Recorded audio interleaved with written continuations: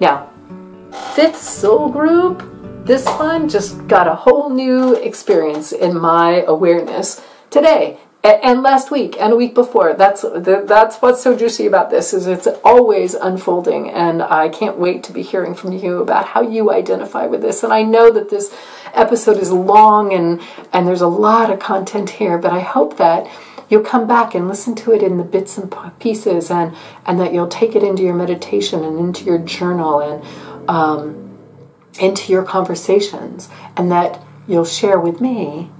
I would be graced and ever so appreciative if you will also share with me ways in which you see yourself among these soul groups.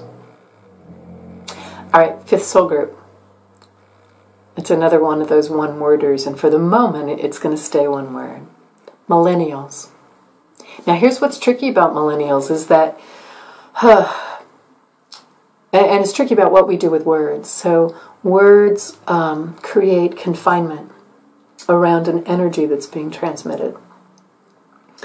And then we have really well-developed habits and skills at being able to take those words and then make them make what we want them to mean.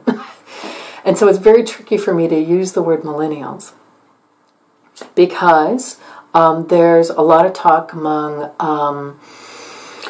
people in business and marketing and economics who refer to millennials as a particular generation of people.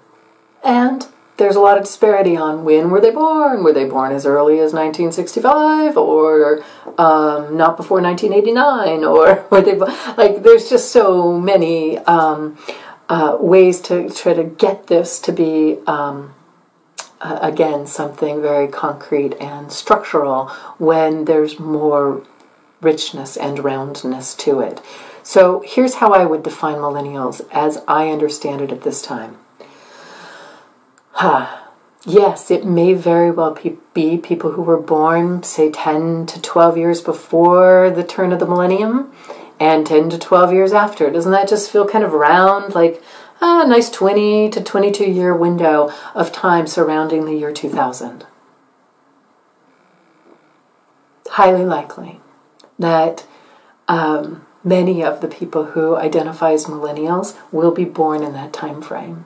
And what I personally love about that time frame definition is that it adds this multi-generational component to the 5 soul groups. And I personally find that absolutely essential.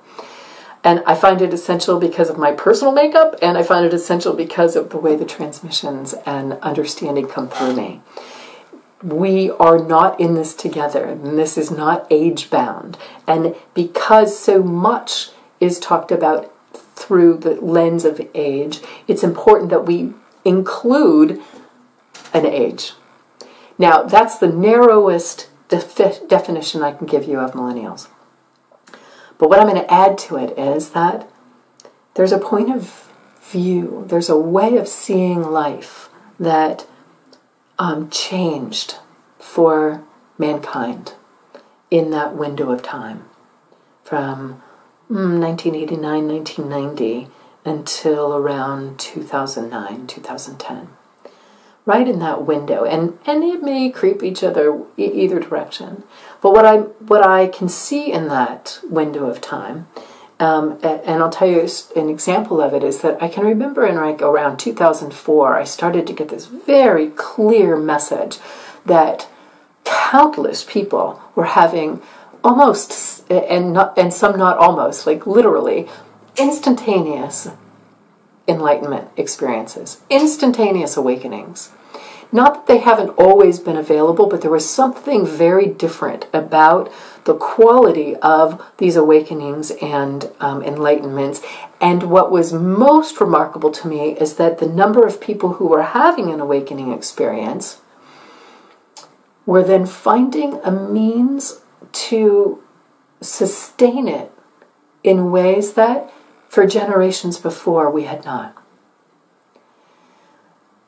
And so one of the ways that I understand millennials to also be is an expression that that I heard today, and it so gave it an example for me.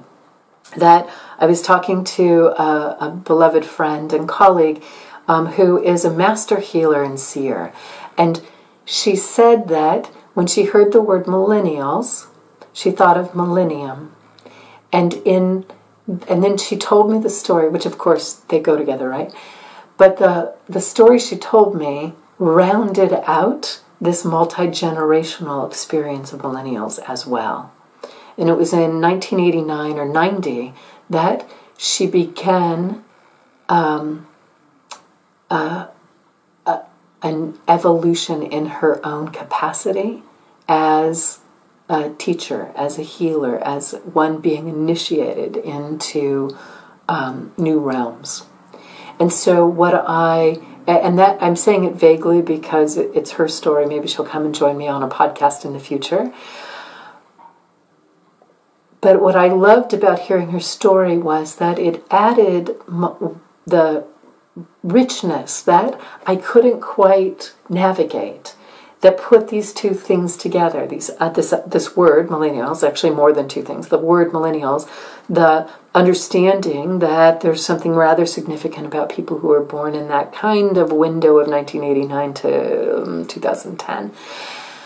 And it added my awareness of the magnificent numbers of people who were having awakenings and sustaining them and then changing their lives based on and in many cases changing the world around them and contributing to changing the world or life because of those awakenings. And they were happening in far greater numbers in that same window of time that I was describing that the millennials belong to.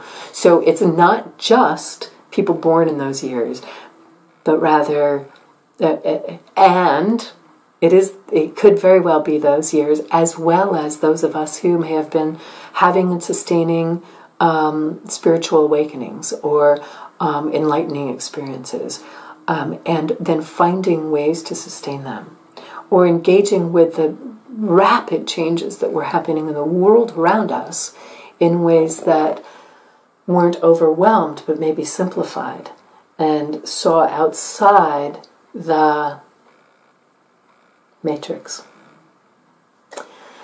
So, millennials, I'm very intrigued by this soul group as well.